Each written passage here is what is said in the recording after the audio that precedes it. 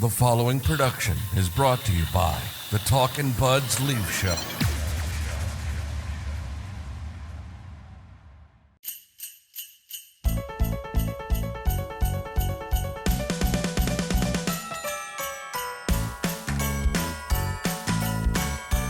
Here we go, Talkin Buds Leafs Show.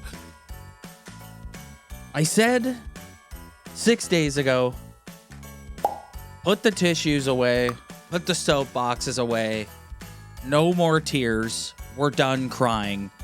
We'll go grab them and pull them all back out because it's time to cry. Yep, holiday edition. On the heels of back-to-back losses. The first loss Tuesday night to the New York Rangers was just your classic, wasn't their night. Pucks going in off skates, weird deflections.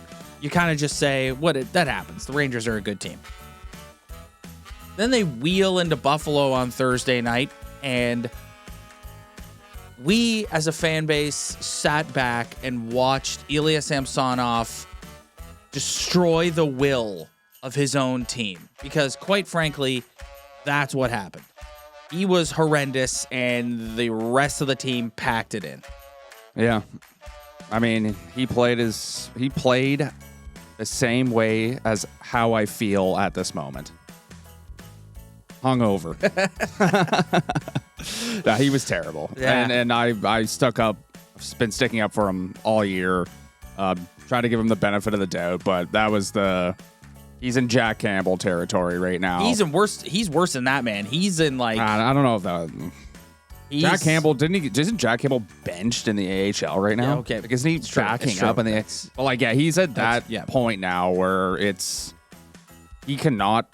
Like, what's the scenario here? The first goal, the first goal was awful. And then I can't remember which one it was. After the one that he got yanked, another one that went through him. Like, that's what we've been saying. Like, pucks are going through him. And you can see it sort of make its way through the rest of the team. Like, they were fucking terrible defensively in Buffalo. Let's not get that mixed up. They were awful. But Auston Matthews said after the game that it was the worst loss in his entire career since he's been here. Yeah. He thought that was the worst loss. And I don't know. They always go in there and suck. It's true. It says that barn, it's just like, I don't know what vibes. it is. It's just always bad vibes in there. They always go in there and suck. But it's just when you're already not confident in your goalie and Jordan Greenway, not a prolific goal scorer, decides to fire it on net from the blue line, and it just cleanly beats your goalie. It's just it was over after that. 1-0, the game was over. So what do you do? Because you can't play him anymore. There's no options to bring people up. Currently, you have a prospect playing extremely well in the AHL, and for me, you leave him down there. He's not the answer to anything right now, in my opinion. You just got to ride Martin Jones and just have Samsonov be ready for a back-to-back and just don't pencil him in for any other starting role unless it's a back-to-back. Like that's all you can really do right now. And then hopefully Joe Wall comes back sooner than we think. Yeah, he's not coming. Kipper said on the pregame last night, and I agree, like, high ankle sprain. Like, how long was Liljegren out for? 5-6 weeks? Yeah. And I think for a goalie that's got the lateral movement, it could be even longer than that. He's already been out, a week, 2 weeks? Yeah. So, I mean, you're probably looking at another month. Yeah, you're looking at February. So you have a lot of time, and things can change very quickly as well. Like, as bad as Samsonov looked, Martin Jones could go in and look just as bad any game now. Like, he's played extremely well for what the expectation was, but we know how things can flip-flop in this league very quickly. But as of right now, you're penciling in Martin Jones for every start that's not a back-to-back going forward until he has one of those performances. I just think I was thinking this watching the game, like, they're kind of fucked here because of what you said. Like, I don't want to rush Hill to be up here. I think that would be a massive, massive mistake. But they might be in a situation where they would have to consider doing that because, you just said you can't play the guy. Like, he's got to a point. up until Buffalo, it was he's had a few starts, like two starts this year where he's looked pretty good. And then other than that, he's been a gas can. So you've been like, okay, now we're in this situation with Wall. We're going to let him sort of work it out, and we're going to keep putting him out there. But Sheldon Keefe yesterday went like full Bill Belichick when they asked him, why are you going with Samsonov tonight? He just goes, well, he's got to play. So that goes to show you, it's just a bad vibe. Like, that dude's confidence in himself is completely shot. The organization's confidence in him is completely shot. His teammates' confidence in him is completely shot. It's a bad vibe around Ilya Samsonov. Yeah, I'm just not ready to start thinking of crazy solutions yet.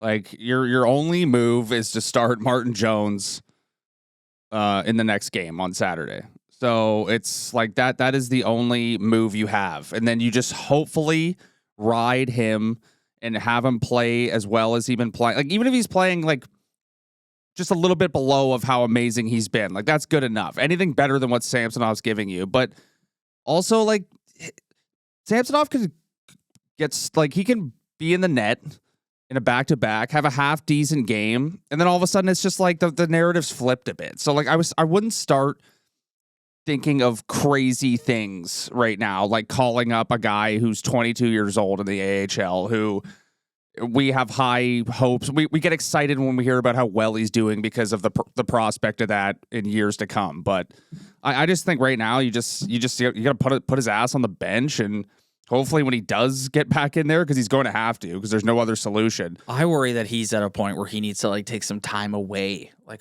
that's what I worry about. Like, I worry that the dude mentally is in a dark place, like a dark place. Yeah. I don't know.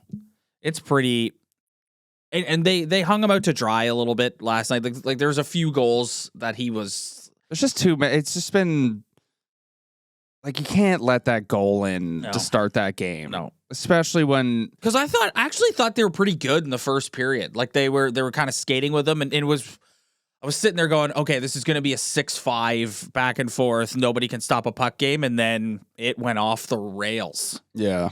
I wish there was a really good solution that I could think of what you do in this situation. But unfortunately, you just don't have the luxury to come up with any magical solution. You just have to start Jones and hope he plays well. That's all you can do. Sheldon Keefe's got to get these guys to buy in defensively a little more when your goaltending is in this predicament.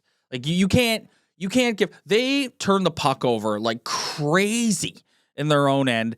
Guys are left how many wide open looks did a Buffalo Sabre player have Thursday night? Yeah, the Sabres were also extremely motivated. Yes. Well, they just got their doors blown off by the Blue Jackets, so they were a motivated team. Donnie Granado's getting the Bronx cheer from the Sabres faithful. But you can't, when your goaltending is in this situation, and you have, because Martin Jones has been really good, but Martin Jones is a journeyman goalie. The guy's not coming in here and going to play unconscious like the level Joe Wall was playing and steal you games.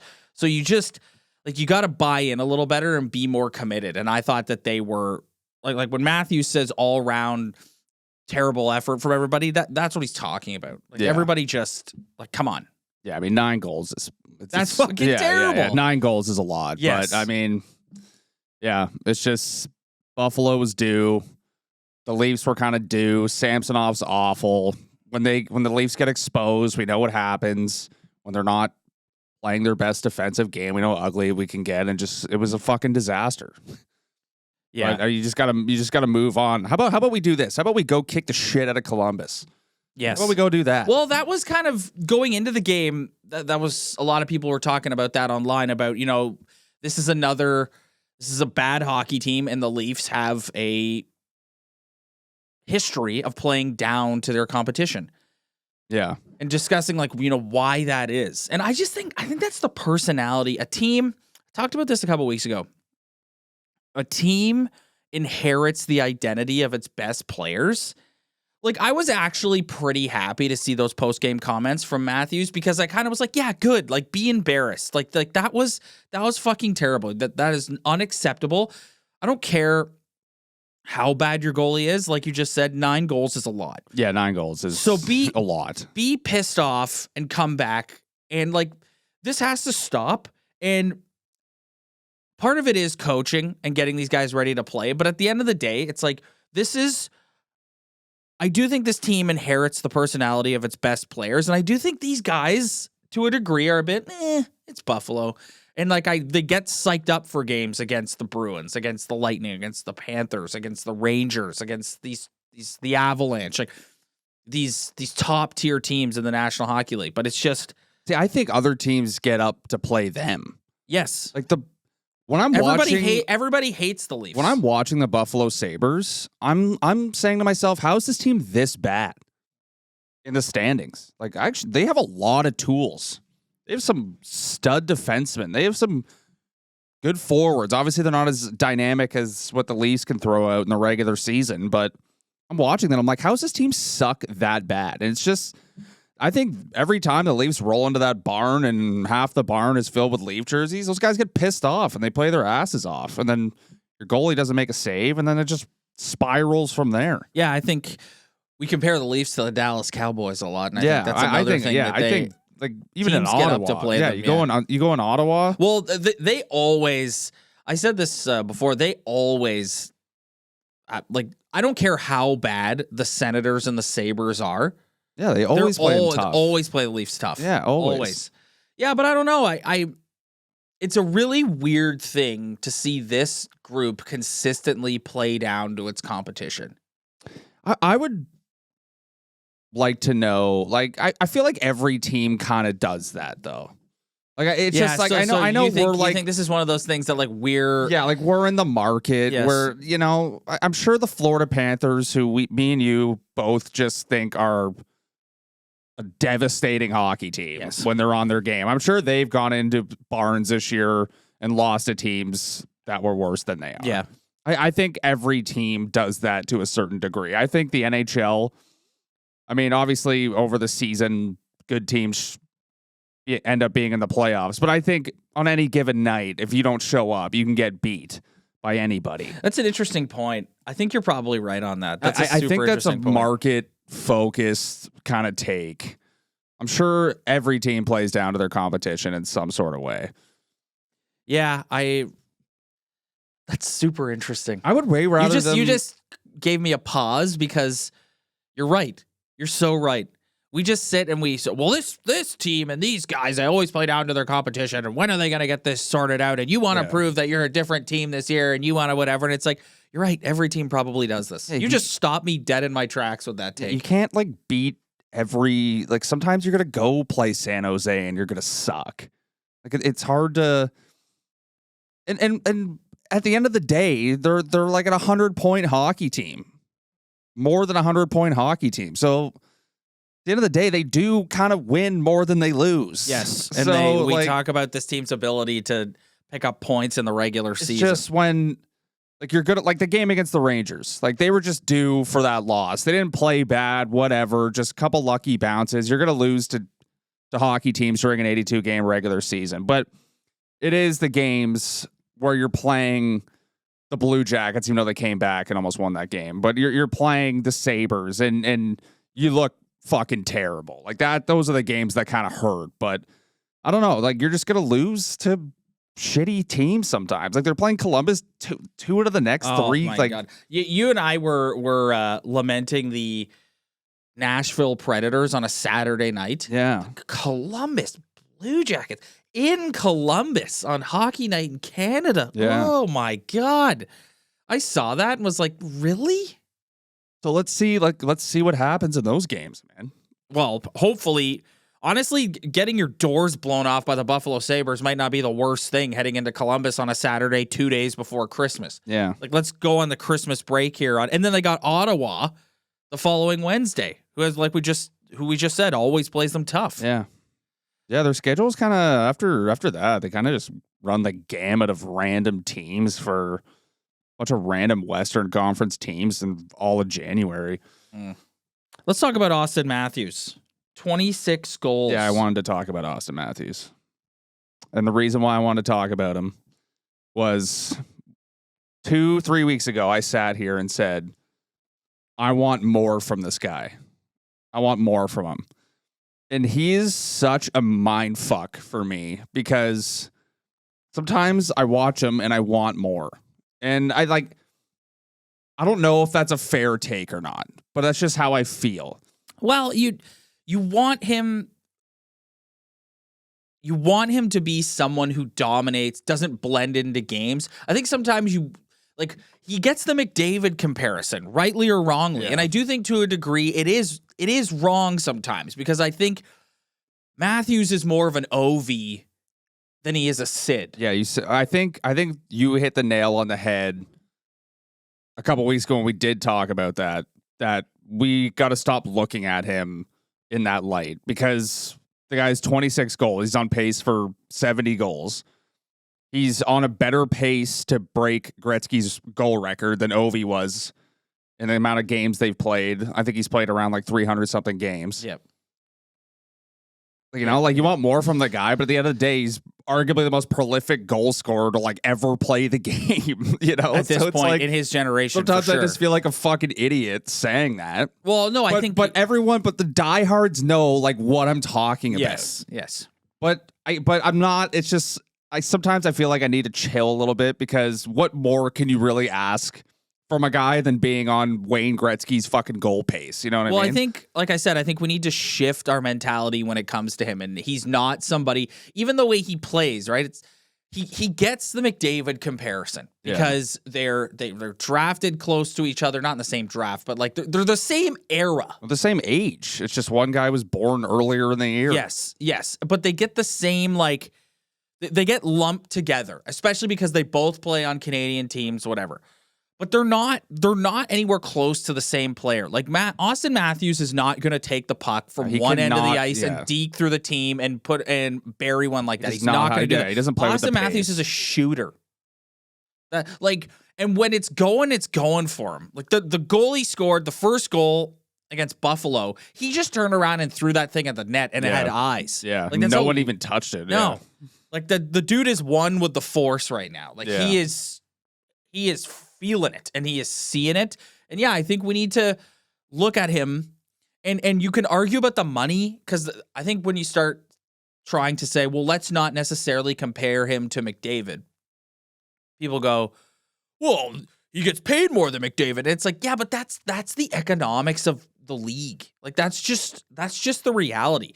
If you have a franchise player who produces points at the clip and scores goals at the clip this guy does, he's in the conversation with the highest paid guys in the league, even though he doesn't quote unquote dominate 200 feet, which even then is ridiculous to say because I think the dude defensively, he's their best defensive centerman. Yeah. He's their best defensive centerman in his own end. Yeah. Again, I think it's just so much of sports is just being stuck in your market. Yep. And maybe I should just throw on a pick a team go to Red Wings game and follow them and see if I can be as happy with any of their players as I am watching Auston Matthews. I feel like we just watch every Leaf game. And you try to catch other NHL games as much as you can, but you're just not invested in them. You can I can't throw on any game and just be right into it.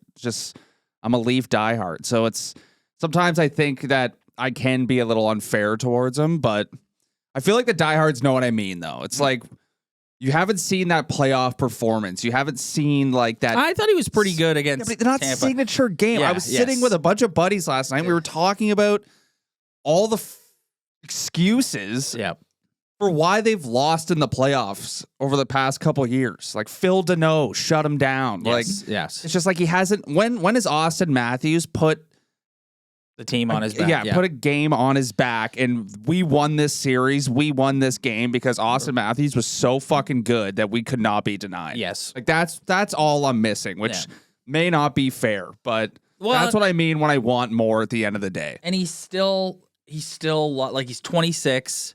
He's entering he is in the prime of his career right now. Yeah. The thing that I'm really happy with is how well him and Willie are playing together, because it kind of just, like, we need to get away from being so reliant on Mitch Marner. I thought the Marner, Tavares, Bertuzzi line was electric in the first period against Buffalo. They were generating offense. They were forechecking, high quality, high danger scoring chances, and then them, like the rest of the team, packed it in after Ilya Samsonov shit the bed. But I'm happy that, because that's another thing that always drove me nuts, is this narrative of, well, he's got to play with Marner. It's like, no, he doesn't. He should be able to drive his own fucking line. Yeah. Like, full stop. You could even make the argument, if they went out and got another winger somewhere, of shifting Marner down, because you know how much I love the Marner, Domi, Nyes line, of moving that around a little bit and letting him drive his own line. That's pie in the sky, not realistic. But yes, these guys need to drive their own line. I'm really happy with how well him and William Nylander are playing together. Yeah. Like, you've kind of, I think of Sid when I think of like a centerman who never really had A-list wingers. Like, he's always had weird guys saddling him. Well, his that whole was career. Tavares' rep for years in Yeah, Long yeah, Island, he was you made could put guys. anybody with him, and Yeah. he would make them into a superstar. Yeah. Yeah, I mean, I just, again, the lines, oh my, like, there's only so much line talk I can endure. At some point, Marner and Matthews will be on the same Yes. line again this Yes. season. Bank on that. Yes. And that's just inevitable. That Marner and Nylander are always going to flip flop based on how the team's playing. like The best was last week. I mean, you're like, we just talk about this because there's nothing else to talk about. Yeah. Like, they're just grasping. The line dissection. It's just such a long season. Yes. And like, we all know that they are just going to make the playoffs in the second or third spot in the division, and they're going to play Florida. They're going to play Tampa. Yeah. But before all that happens, we gotta to go from the week to week grind. Yeah. We got to sit. And it's like, they just lost 2 games in a row, but we know it's not a huge I'm deal. not freaking. Yeah, I'm not freaking It's out. not a huge deal. No. Like, whatever. So it's what They've been on a really good run here, and they lost their starting goalie. Their other starting goalie is a fucking gas can. You've got a veteran guy in there. You've still got injuries up and down your defense. I'm not gonna sit and panic. Yeah. I'm not gonna. You know what though? They have actually been like, sometimes I look at the NHL standings and I get kind of confused because OT losses are like so big for picking up extra points, as the Leafs have proven this season. And even the Bruins, they got the same amount of OT losses the Leafs do. But if you really look at it, they're almost like a 500 hockey team. Like, they're really 16-14, you know? Like, that's where the NHL's OT loss thing kind of mind fucks me a bit. It's like, if you look at their schedule, there's a lot of L's on there. They haven't really been their best. They went on a 4-game winner when they went to Sweden. They ended that. And then other than that, they've kind of been like win 2, lose 1, win 2, lose, like, Yeah. you know? But that's the league, though. I know. It's Jonas and Myrtle were talking about this on the Leaf Report, which is like, if you look around the league right now, who's the team? Like, pull up. Ron and I have it in front of here. If you're watching at home, pull them up. Pull up the standings in the Eastern Conference. Who's the team in the Eastern Conference right now that you're just like, ooh, they're the team to beat? Like, the Rangers have a good record. We've seen the Rangers twice now. But we pointed out while watching that game that's they have a lot of flaws in their game. Well, that's the thing. You know? The Rangers have a good record, but they're not a team that I think is like, they don't scare me. The Bruins are the Bruins. They've got 9, but we've seen the Bruins a couple times now, and the Leafs are not that far behind. They're only 6 points behind them. Yeah. Like, there's no, it's wide open in the Eastern Conference right now. Yeah. And I think the Bruins are still just the gold Yeah, but what standard. happened in the playoffs last year?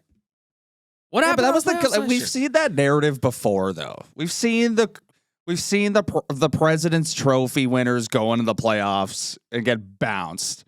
Tampa's done it. Look at the Vancouver Canucks. Yeah. The top of the I think top of it's the Pacific I think the best team in the NHL is the Vegas Golden Knights. yes. And I think the Bruins are just like the gold standard. I know they got dipped, but Well, I think that was just one of those, like, we've seen that a lot. Remember when Remember when the Ducks in like 03 swept the Wings? Yeah. Like, like that shit happens. yeah. When you dominate. Oh, maybe this year going through a little more adversity and they've lost 2 in a row. Like I've sat here for weeks and said, I don't want to see Brad Treliving blow his brains out to go and get a defenseman. Like, I don't want you to trade the farm. No. I don't want you to do anything like that. But I mean, you look around and it's like they got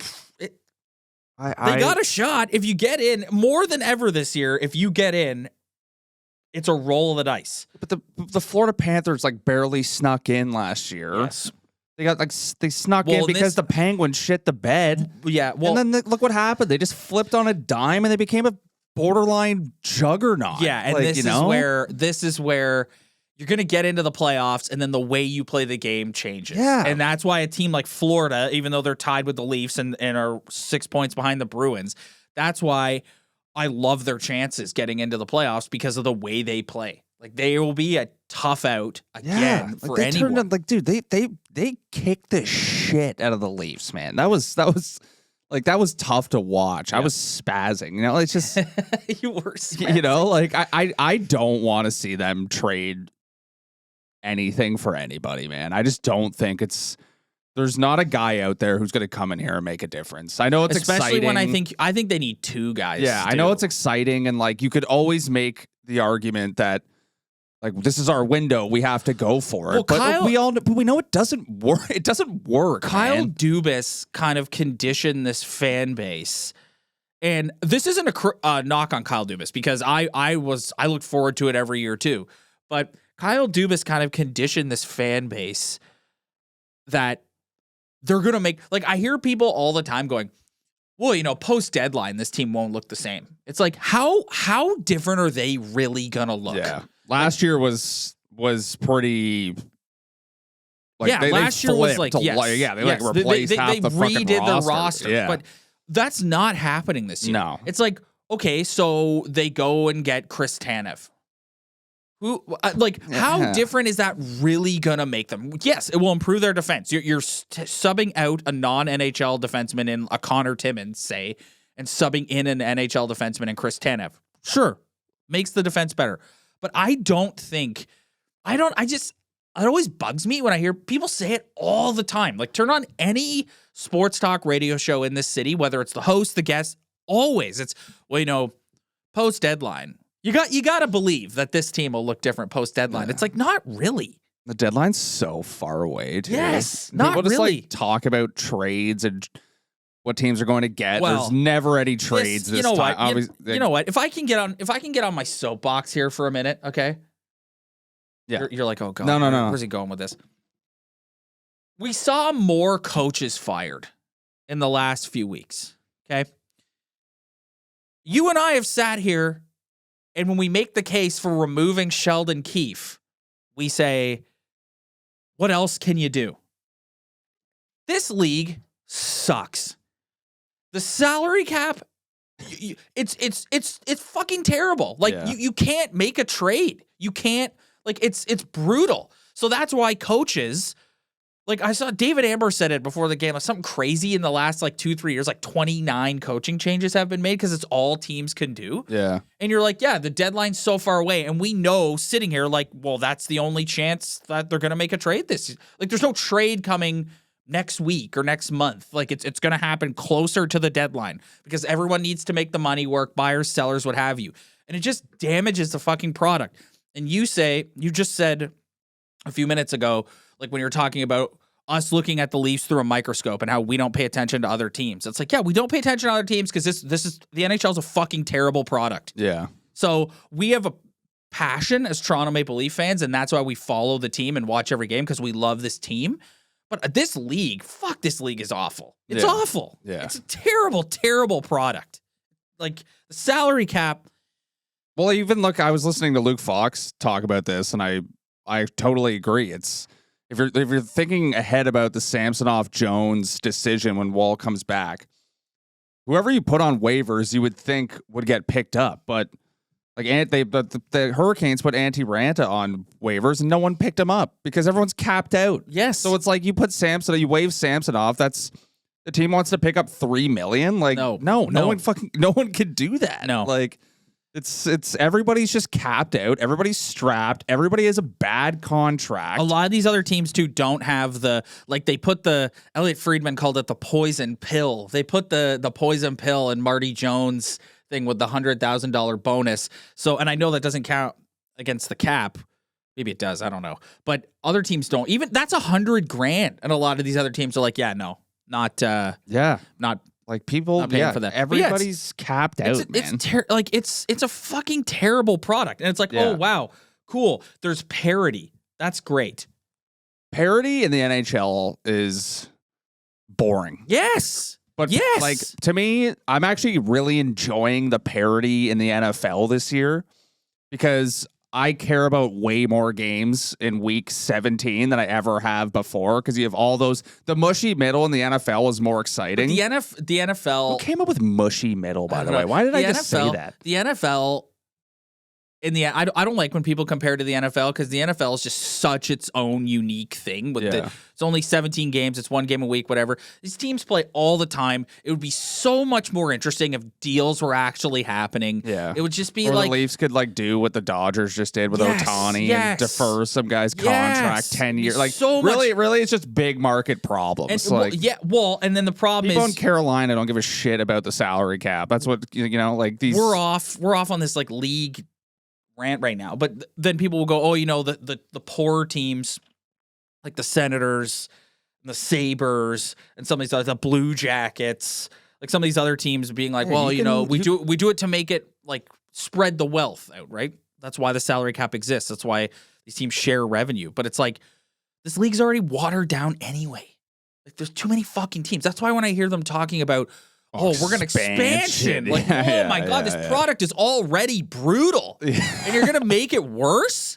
Yeah, expansion is wild. Yeah. It's insanity. Crazy. It's insanity for a sport that, for the most part, is still very much a niche sport in the United States. Anyways, don't ever get me started on this. Crazy talk about expansion. It is. It's crazy. So it's just like you know what? The only thing in expansion that I would find interesting is if they decided they ever wanted to do another team here. That would be the only expansion possibility that would get my interest up a little bit. Well, it's so funny because it'd be so interesting and it would give us so much to talk about. Well, this is why the powers that be in the NHL are so fucking eye-rolling, because if you want to talk about generating revenue for the league, why don't you pick the fucking Arizona Coyotes out of the university campus they're playing on and take that franchise and make it a second Ontario franchise? There's your money. Yeah. Move it to Quebec City. That's the only expansion. Like why would you have a team in Montreal and then a team in Quebec City? Like if that already didn't work. Let's actually try to throw another franchise here and see what happens. It would give us more to talk about, sure honestly. I would actually watch the games. Yeah, it sure would. And watch them. They'd have an expansion draft. They'd pick a bunch of nobodies, and then they'd turn into the Vegas Golden Knights. There's some people who think that is an inevitability one day. I don't know. Anyways, dude, they've been talking about that since I was a fetus. Yeah. That's. I get off on these league tangents, but it's just to bring this full circle. The reason why I rant and rave about that is because we just know we're locked into this group of guys.